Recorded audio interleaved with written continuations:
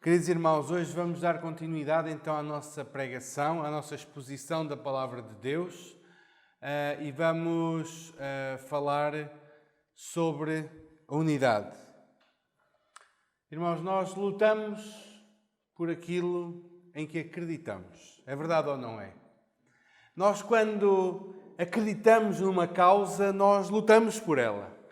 Quando acreditamos num valor, nós lutamos por esse valor. Quando nós acreditamos que algo é importante para nós, para a nossa família, para a nossa sociedade, nós lutamos por essa causa. E a verdade é que muitas são as causas que nós temos ao longo da nossa vida. Mas, e quando se trata das coisas em relação à Igreja? Será que nós temos o mesmo fervor e lutamos com o mesmo empenho?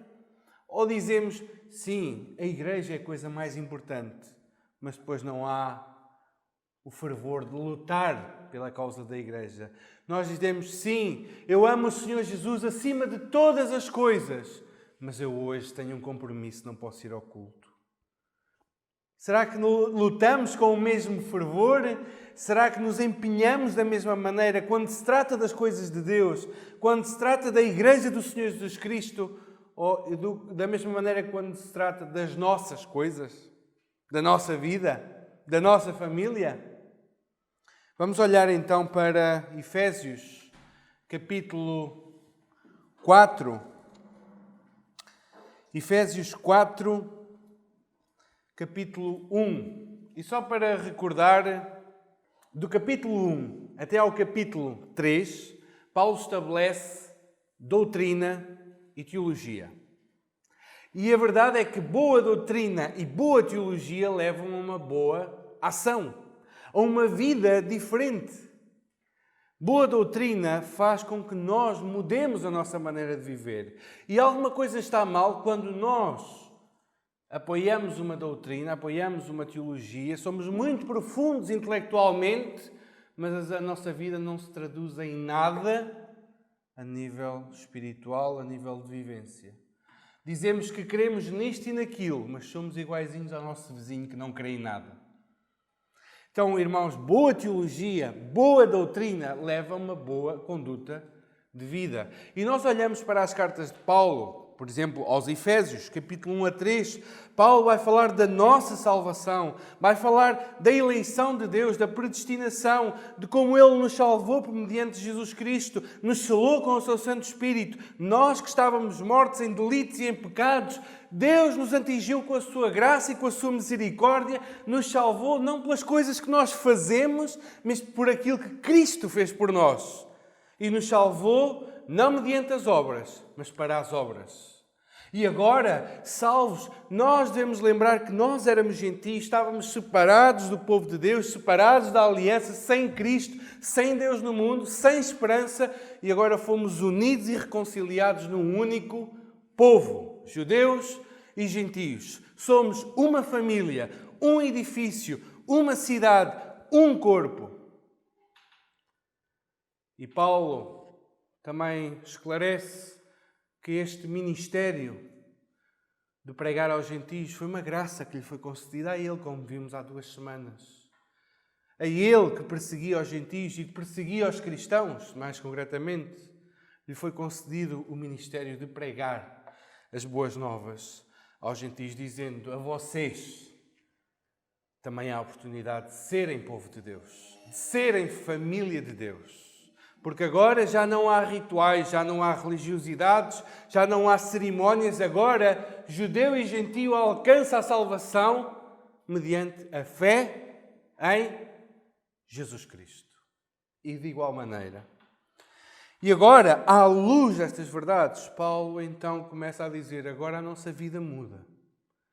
E reparem, irmãos, nós não fazemos ou não vivemos da maneira que vivemos para alcançar alguma coisa.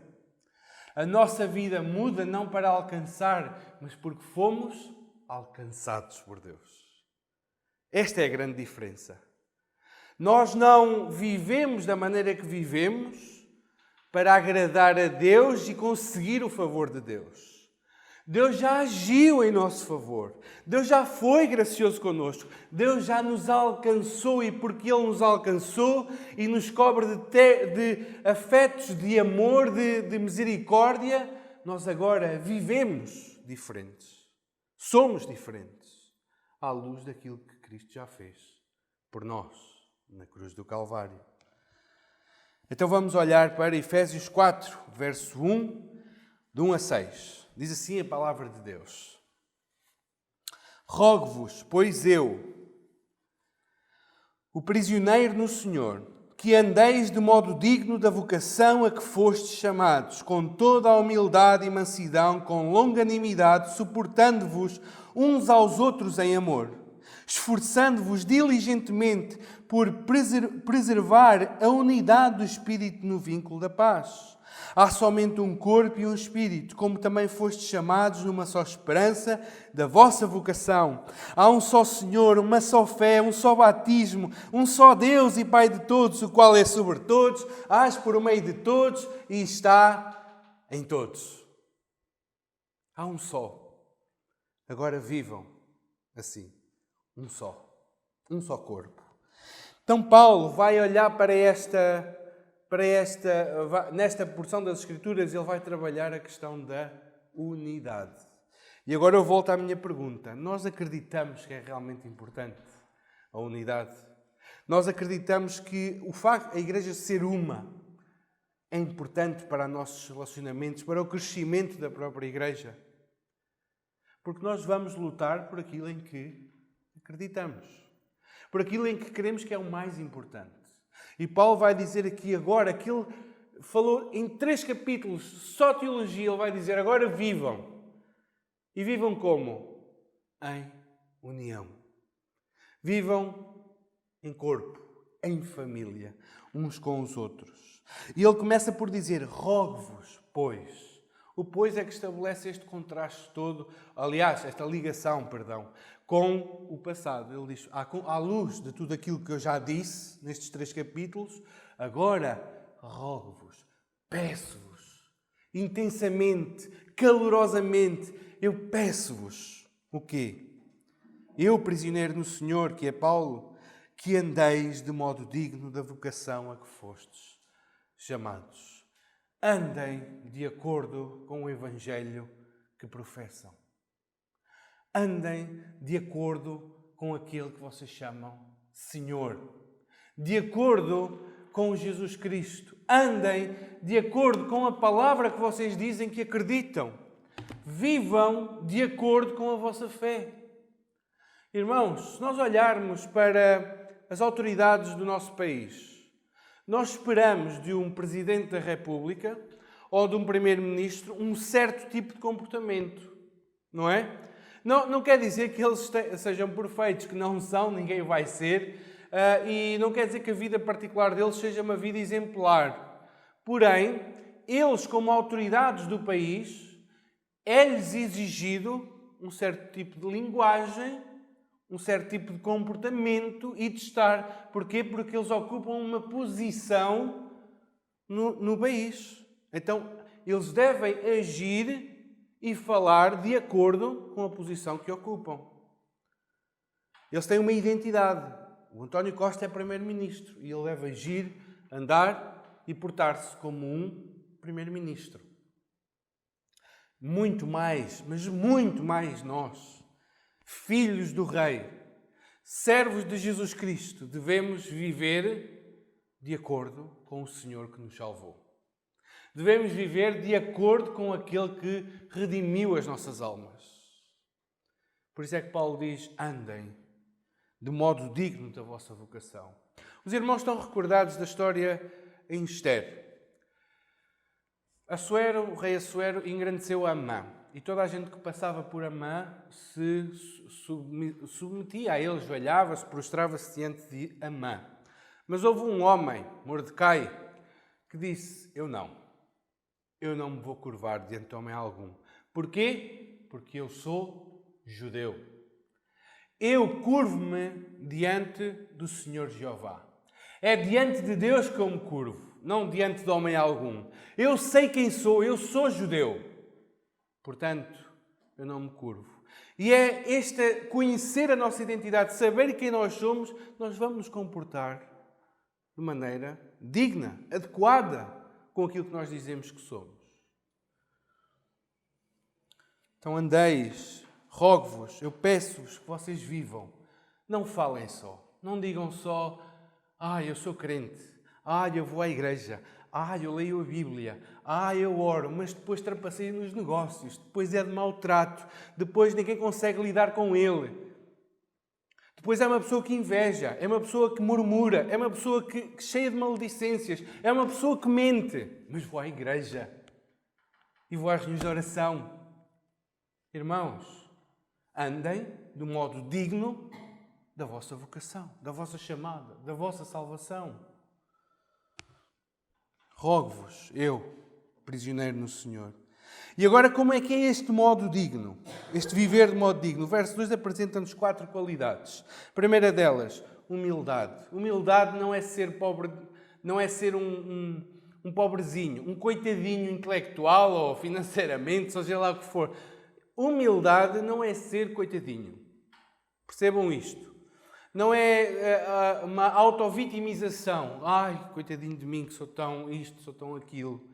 Isto não é humildade. Humildade é ter a perfeita consciência de quem nós somos diante de Deus e diante dos homens. É ter noção de quem nós somos diante de Deus e diante dos irmãos. É o Jonatas tratar-me de uma maneira se calhar mais áspera, que eu não gosto, mas eu perceber, olha, eu não sou melhor do que ele. Eu sou igual a ele. Ele agora falhou comigo, mas eu já falhei com ele. E ter esta noção de que eu não sou melhor do que nenhum dos irmãos aqui presentes. E nenhum dos irmãos é melhor uns que os outros. Não há melhores aqui. Somos todos iguais. Humildade.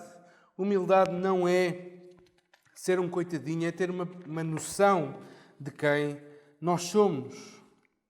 Calvino diz assim, a humildade é a base onde é construída a unidade. E é na falta dela que surgem a maior parte das divisões dentro da igreja. Falta de humildade. Porquê? Porque nós temos o orgulho ferido, sentimos-nos magoados e não damos o braço a torcer. Não vamos falar com o irmão. Não somos capazes de ir. Ou ferimos alguém, dizemos uma palavra mais dura a alguém e não temos a humildade de dizer assim, perdoa-me, falhei contigo. Perdoa-me pelaquela palavra, pelo tom com que falei. E porque nós não temos esta capacidade, muitas vezes as divisões e as rachaduras começam a acontecer no nosso meio. A segunda palavra é mansidão, a segunda característica. Não só humildade, mas mansidão. E mansidão, irmãos, é a capacidade de reagir, mas optar por não o fazer. Interessante. Não é alguém que não se atreve a vingar, é alguém que se poderia vingar, é alguém que podia dar a resposta da mesma moeda, mas optou por não fazer. É isto que aprendemos com o Senhor. O Senhor tinha capacidade de dar a resposta ou não tinha àqueles que o crucificaram? Claro que tinha, mas optou por não o fazer. É isto que significa levar uma bofetada de um lado e oferecer o outro. Não dar também, mas oferecer o outro. Isto é ser manso. É ter a capacidade de responder, mas optar por não o fazer. E é interessante como humildade e mansidão andam de mãos dadas. O homem manso pensa pouco nas suas reivindicações. Ele fez-me isto, merece isto. A justiça tem que ser reposta. O homem humilde pensa pouco nos seus méritos. Só está assim porque eu estou aqui. Não é? Então, a humildade e a mansidão têm que andar de mãos dadas, se queremos viver em unidade. A terceira característica é a longanimidade. É o caráter da pessoa que suporta as adversidades e que prossegue no seu empenho, apesar dos obstáculos. Ser paciente. Sabe o que é ser paciente? É suportar as dificuldades da vida. Por isso é que Tiago fala da paciência de quem? De Jó, né? Paciência de Jó. E quando Tiago usa isso, diz assim, olhem a paciência de Jó, que suportou toda aquela provação até ao final. Quando Tiago está a falar da paciência de Jó, está a falar de alguém que suportou tudo até ao final e Deus no final o que é que fez? Engrandeceu aquele homem. Mas ele teve que passar pelo processo. A paciência é isto, é a capacidade de sofrer afrontas, de sofrer às vezes uma palavra mais dura, mas deixar estar. Não ligar, não dar crédito e deixar a coisa continuar. Irmãos, não estamos aqui a falar de ser complacentes com o pecado. O pecado tem que ser sempre corrigido. Mas entendemos todos que há uma área entre aquilo que é pecado e a personalidade de muitas pessoas que às vezes nos irritam a nós e não irritam outros. Há aqui uma área onde a pessoa propriamente não peca, mas irrita-nos, magoa-nos, chateia-nos. E como é que nós reagimos? Vamos logo chamar o presbitério e uma ação disciplinar contra aquele irmão? Ou somos pacientes, humildes, mansos, longânimos e mais, suportando-vos uns aos outros? E suportar uns aos outros aqui neste texto significa tolerar. É ter consciência que o outro também erra. Às vezes irritamos-nos com alguns irmãos. Irritamos-nos porque eles não fazem as coisas bem, porque não conseguem ter o entendimento de que aquela coisa é preciso ser feita agora e parece que andam a ver os navios a passar. Irritamos-nos porque às vezes não conseguem fazer uma coisa bem feita. Irritamos porque oram desta maneira ou daquela maneira. Irritamos porque cantam com esta voz ou com aquele tom de voz. Irritamos-nos com tantas coisas. E não somos capazes de dizer, não, ele é assim, pronto. Eu vou amá-lo. Eu vou cuidar dele. Eu vou estar aqui para ele, caso ele precise. Mas não, nós irritamos-nos com muitas coisas. E o que Paulo diz é, suportai-vos. Suportai-vos uns aos outros. Tolerai-vos uns aos outros. Nós lidamos com pessoas e as pessoas têm uma coisa que nos desagradam. Chama-se pecado, chama-se defeitos, chama-se falhas, feitios. E nós temos de nos lembrar, irmãos, que nós também temos essas coisas. E se outros nos irritam, provavelmente nós também irritamos outros. Então temos que ser mais tolerantes no nosso relacionamento. E tudo isto, estas 4 áreas, ou estes 4 aspectos do nosso relacionamento, um relacionamento com humildade, com mansidão, com longanimidade, suportando-vos uns aos outros, ele desemboca num resultado. Qual é? Esforçando-vos diligentemente. E eu creio que este esforço diligentemente é viver estas 4 atitudes. Esforçando-vos diligentemente, irmãos. Há mais razões aqui para nos separarmos do que para nos unirmos. Percebem isto, não percebem? O feitio de cada um aqui promove mais a desunião do que a união. E se não há, da nossa parte, um esforço objetivo, concreto, de dizer não, esta é a minha família, estes são os meus irmãos, eu vou amar, eu vou cuidar de cada um deles, independentemente dos seus defeitos, independentemente das suas falhas. Se não houver este esforço da parte de cada um, não vai haver unidade. Esforçando-vos diligentemente. Para quê? Para preservar a unidade do Espírito. Notem, nós não criamos esta unidade. Esta unidade foi criada por quem? Pelo Espírito Santo ao nos introduzir no corpo, judeus e gentios. Agora nós lutamos para a preservar, para a manter. A unidade do Espírito no vínculo da paz, na amarra da paz. Irmãos, se nós não vivermos em paz, e viver em paz é viver com estas 4 características, mansidão, longanimidade, humildade e suportando-nos uns aos outros, tolerância. Se nós não vivermos com isto, nós não vamos conseguir ter paz.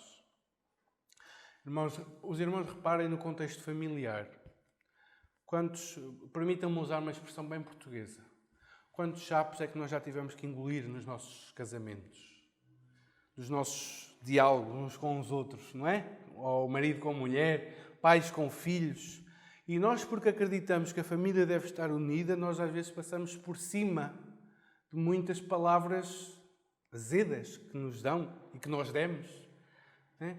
E porque nós acreditamos que há algo mais importante do que aquela palavra amarga que o meu marido ou a minha esposa me transmitiu, eu passo por cima disso e não ligo àquilo que ele disse ou àquilo que ela disse.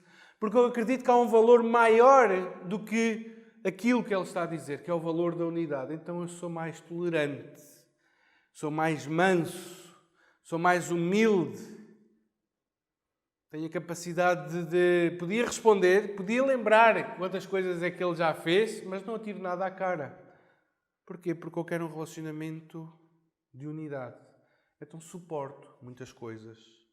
Porquê? Porque há um bem maior, que eu acredito que é mais importante, que é a unidade. A mesma coisa se passa dentro da igreja. Se nós não tivermos esta mentalidade de que há uma coisa importantíssima, que é a unidade dos irmãos, nós não vamos nos conseguir aguentar uns aos outros. Nós temos motivos mais que suficientes para nos separarmos. Passados diferentes, histórias diferentes, feitios diferentes, pecados diferentes, falhas diferentes. Mas porque nós acreditamos que há uma coisa chamada unidade, conquistada com o sangue do Senhor Jesus Cristo, que nos uniu, que nos juntou como filhos de Deus, numa única família, num único corpo, num único reino, nós lutamos por esta unidade. E tudo isto, irmãos, em amor, suportando-nos uns aos outros em amor. Irmãos, se nós não entendemos a importância da unidade na igreja, jamais nos iremos esforçar por mantê-la. Lembrem-se disto. Se nós não entendermos a importância da unidade, nós nunca nos vamos esforçar por mantê-la. Por isso é que vemos pessoas que vêm à igreja, seja esta, seja outra qualquer, vêm, estão uma vez ou duas, alguém disse uma palavra, já vai embora. É aquilo que a pessoa que Spurgeon dizia, é porcelana fina. É preciso cuidado, senão quebra rápido. E nós queremos que há pessoas assim, já testemunhamos muitas pessoas assim, que qualquer palavrinha que o outro deu que ele não gostou, desaparece. Irmãos, nós temos que entender, a unidade é importante. E a unidade, e manter a unidade, muitas vezes vai fazer com que nós tenhamos que engolir o nosso orgulho, engolir sapos, ser tolerantes, ser pacientes, ser mansos e agir em amor. Se nós não entendemos isto, não vamos lutar pela unidade. Mas quando nós entendemos e gravamos no coração que esta unidade e a paz foi dada por Deus e em Cristo Deus uniu judeus e gentios num só corpo, que os dois foram unidos a Deus em Cristo e que o propósito de Deus é haver um só corpo, um só rebanho, um só edifício e que nós, ao não buscarmos esta unidade, estamos a pecar contra Deus. Quando nós percebermos isto, nós vamos buscar mais unidade. Irmãos, se nós não fazemos tudo aquilo que está ao nosso alcance para sermos unidos, nós pecamos contra Deus e contra os propósitos de Deus para a sua igreja. Nós não vamos avançar, irmãos, enquanto não vivermos unidos. Nós não vamos avançar no reino aqui na Gafanha da Nazaré enquanto esta igreja não for unida, enquanto houver brechas aqui dentro. O Evangelho não vai ter muito impacto lá fora. Por isso é que Paulo diz, esforcem-se diligentemente por preservar a unidade que vos foi dada. Esta unidade dada pelo Espírito. E para aqueles que estão pouco convencidos, Paulo dá aqui aquilo que é uma espécie de credo. Onde ele vai mostrar 7 vezes, onde a palavra um aparece 7 vezes. E mostrar a unidade de Deus e a unidade da igreja. E ele vai dizer o quê? Eu gostaria que os irmãos lessem comigo esta porção das Escrituras. Do 4 até ao 6, eu peço ao Marcos que possa projetar para lermos todos na mesma versão. Efésios 4, do 4 ao 6. Irmãos, que esta palavra fique gravada nos nossos corações e nas nossas mentes. Ela vai ser o impulsionador ou o impulso para nós lutarmos pela unidade. Pode ser, Marcos? 4 a 6. Então, vamos lá. Diz assim: há somente um corpo e um espírito, Irmãos, eu estou-vos a ouvir muito baixinho. De manhã éramos quase os mesmos e foi muito mais alto. Vamos lá? 1, 2, 3. Há somente um corpo e um espírito, como também fostes chamados numa só esperança da vossa vocação. Há um só Senhor, uma só fé, um só batismo, um só Deus e Pai de todos, o qual é sobre todos, age em todos e está em todos. Amém.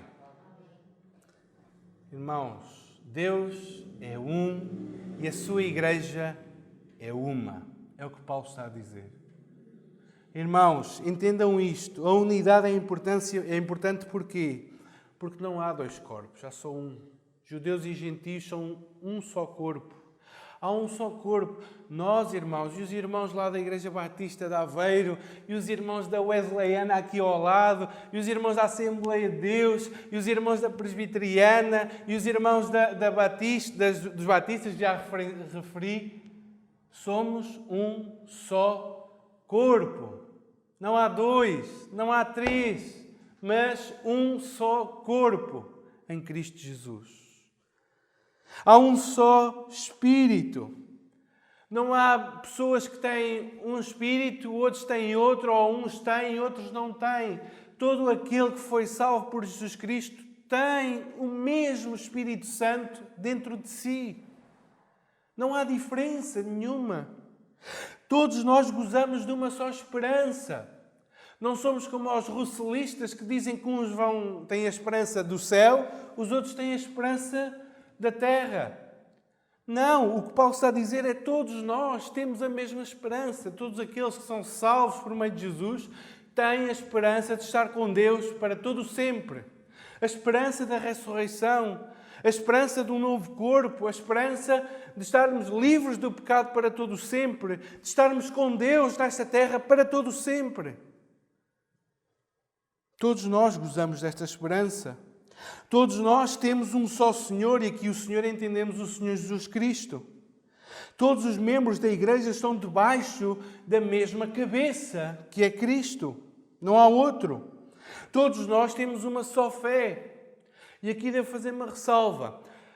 Há diferenças doutrinárias ou entendimentos de doutrinas diferentes. Por exemplo, os irmãos da Igreja Wesleyana, aqui do lado, têm uma visão ou um entendimento diferente de nós acerca do batismo ou de um segundo batismo de Espírito Santo, uma visão diferente, se calhar, a nível dos dons carismáticos.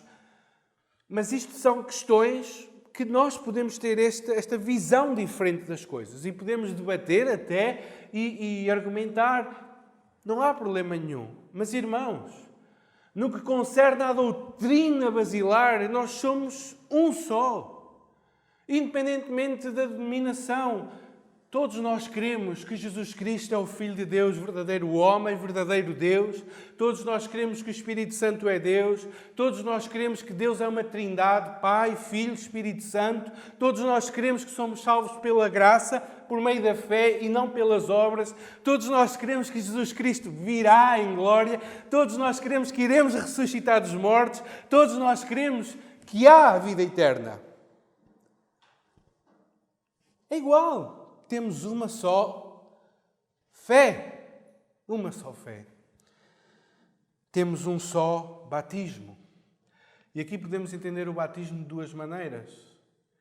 O batismo no Espírito Santo, que é quando nós nos convertemos, somos batizados no Espírito Santo, o Espírito Santo passa a habitar em nós e nós pertencemos ao corpo, ou o batismo nas águas, que é o batismo através do qual todos nós nos submetemos ao mandamento do Senhor, à ordenança do Senhor, de fazermos esta profissão de fé, de dizermos: eu agora morri para o mundo e estou vivo para Deus. Somos batizados em nome do Pai, do Filho e do Espírito Santo. Também há um só Deus e Pai de todos. Aqui não está a falar da paternidade universal. Não está a falar que Deus é Pai de toda a gente, sem distinção. Aqui o que Paulo está a falar É a tónica, nem é dizer que só o Pai é Deus, também não é essa a tónica. A tónica de Paulo aqui é dizer que todos nós, todos os crentes, têm o mesmo Pai, têm o mesmo Deus por Pai. É esta a tónica de Paulo. Não há diferença entre mim e a Ana, entre mim e a minha mãe, a irmã Isabel. Todos nós usufruímos desta grande bênção que é Deus é o nosso Pai. Este Pai maravilhoso que é Pai de todos nós e que está acima de todos, reina sobre todos nós, não é? O qual é sobre todos. Este Pai maravilhoso que nos usa a todos. O que é que diz? Que age por meio de todos. Não usa só o irmão ou a irmã, não usa só um ou outro, mas é o nosso Pai que está acima de todos, que nos usa a todos e que está em todos, sem exceção. Todos os crentes. Todos os filhos de Deus. É isto que Paulo vai dizer. E está a dizer, entendam a importância da unidade. Deus é um. O seu corpo que Ele juntou, que Ele redimiu, é um. Há uma só igreja. Há uma só fé. Um só batismo. Um só Senhor. Por isso, vivam em unidade. Sejam um aqui na igreja local. E nós podíamos perguntar, John Stott, ele pergunta assim, como é que nós somos lembrados de que a igreja é um corpo, é um só corpo, indestrutível, indivisível, há um só corpo, Paulo deixa isso claro, e ao mesmo tempo somos exortados a manter esta unidade. Se há um só corpo, como é que nós temos que manter aquilo que não se destrói? E ele depois dá um exemplo que eu vou partilhar com os irmãos. Imaginem a família Silva. Marido, mulher e 3 filhos. Todos unidos pelos laços familiares, né? Pelo matrimónio, pelo nascimento. Mas às tantas, o marido e a mulher começam a ter tensões um com o outro, discussões e acabam por se divorciar. Os 3 filhos também dão-se mal uns com os outros, zangam-se com os pais. Então vai o pai para um lado, a mãe para o outro. E vão os 3 filhos, cada um para um lado, um para Braga, outro para Lisboa, outro para o Algarve. Ninguém fala com ninguém, ninguém quer saber de ninguém. Uma pergunta, eles são uma família ou não são? São uma família, independentemente das condições em que eles continuam a ser o quê? Irmãos uns dos outros. Eles continuam a ser filhos daquele pai e daquela mãe. O marido e mulher continuam a ser marido e mulher, apesar de se terem divorciado. Não há. O núcleo não se destruiu. Eles continuam a ser uma família. Porém, qual de nós é que se satisfaria com uma condição destas? Diria, não, estejam descansados, vocês estão bem, continuam a ser uma família. É verdade. Nós aceitaríamos uma posição destas? Não. Nós, apesar de sabermos que aquela unidade não se destruiu, continuam a ser uma família, ao mesmo tempo nós impulsionamos e incentivamos aqui que haja unidade visível. Pai e mãe se reconciliem, filhos que se reconciliem com os pais. Para que aquela unidade, que é uma unidade real e indestrutível, seja manifesta nos seus relacionamentos. A mesma coisa se passa na igreja. O corpo não se destrói, irmãos, mas nós ou fazemos visível ou invisível esta unidade. Irmãos, 4 aplicações para terminar. Falamos muito em amor, mas como podemos falar de amor se negligenciamos a unidade? Interessante. Como podemos querer alcançar os perdidos, falar do amor de Deus, se nós vivermos em desunião? Como podemos? Amados, Deus projetou uma igreja que seria uma só, composta de muitos membros, diferentes uns dos outros, com culturas e nacionalidades diferentes, para que todos fôssemos uma só família em Cristo Jesus. Gravemos nos nossos corações, irmãos, que Deus é um, a igreja é uma, e nós, como membros desta igreja, devemos expressar e mostrar esta unidade através dos nossos relacionamentos. Em terceiro lugar, quanto é que nós nos temos esforçado por esta unidade? Quanto é que nós nos temos esforçado por manter a unidade? E eu vou fazer perguntas e não quero que ninguém levante a mão, por favor. Mas cada um dos irmãos, eu já fiz as mesmas perguntas de manhã. Irmãos, há coisas a perdoar. Vocês conhecem a vossa vida. Há coisas que devem ser perdoadas. Perdoem. Irmãos, vocês pecaram contra alguém. Busquem o perdão do irmão. Irmãos, vocês reconhecem que falaram coisas que não deviam ter falado, ou o processo de maledicência ou de murmuração esteve em vocês, e vocês murmuraram contra o irmão, disseram coisas que não deviam ter dito daquele irmão. Vão resolver, peçam perdão. Esforcem-se por manter a unidade. Esforcem-se por manter a unidade. Irmão, tens sofrido injúrias? Tem falado mal de ti? Não respondas. Não te vingues. Não faz como o Senhor Jesus Cristo fez quando ultrajado, não revidava com ultraje, quando maltratado, não ameaçava, não fazia ameaças, mas que entregava-se àquele que julga retamente. Irmãos, se alguém disse alguma coisa contra ti, perdoa, avança, ama, ser paciente, ser humilde. Reconhece que os outros falharam, mas tu também falhas muitas vezes. O que é que está a fazer com que esta igreja não tenha unidade?